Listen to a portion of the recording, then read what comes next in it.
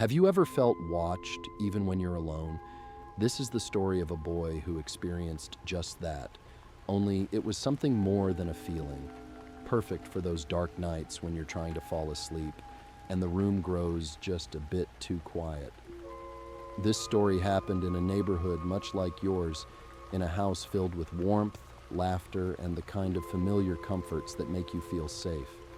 It was a cozy home, except for one recent addition, a large ornate mirror from a local estate sale. This was no ordinary mirror.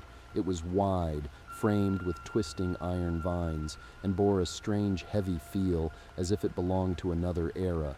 But Lucas's mom loved its vintage charm, and so it took a place in her son's room.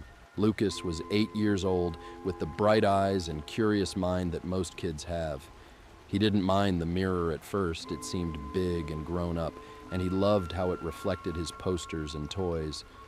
But after a few nights, he began to notice strange things. It started small, objects in his room reflected in the mirror, but in different places than where they were in real life. Lucas's parents brushed it off as his imagination, as kids often have active minds that wander, especially at night. But then he began to hear a voice, soft and almost childlike, calling his name in the middle of the night. The voice was soothing but insistent, saying things like, "Come closer, Lucas. I'm your friend. I want to play with you." Night after night, the voice grew bolder, asking Lucas to come to the mirror to put his hand against the glass. Lucas, feeling curious yet scared, hesitated.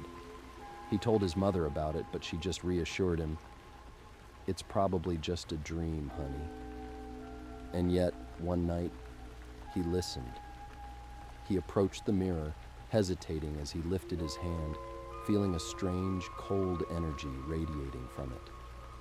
But he didn't dare touch it. Not yet.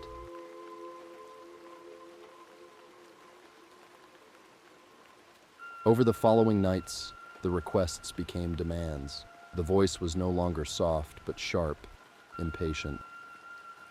"Touch the mirror, Lucas. It's time to play." A dark figure appears faintly in the mirror's reflection. Distorted and blurry shadows began to stretch from the mirror at night, as though someone, or something, was pressing against the glass, trying to get out.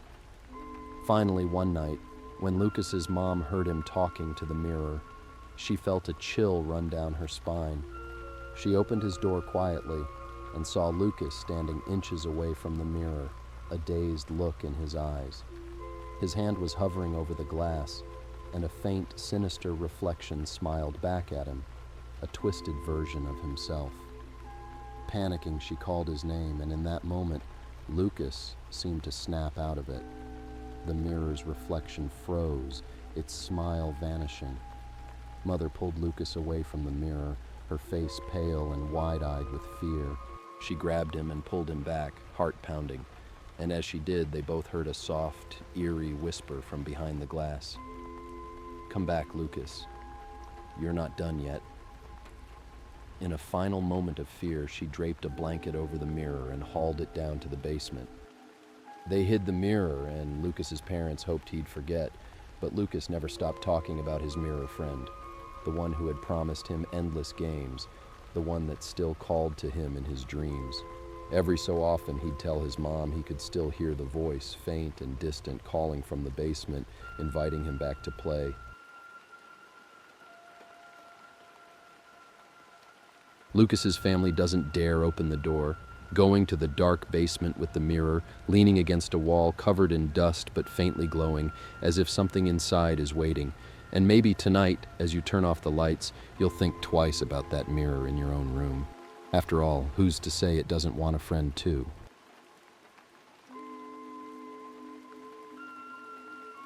If you enjoyed this chilling tale, share your own scary stories below, and don't forget to subscribe for more haunting stories like this. Good night, and sleep tight, if you can.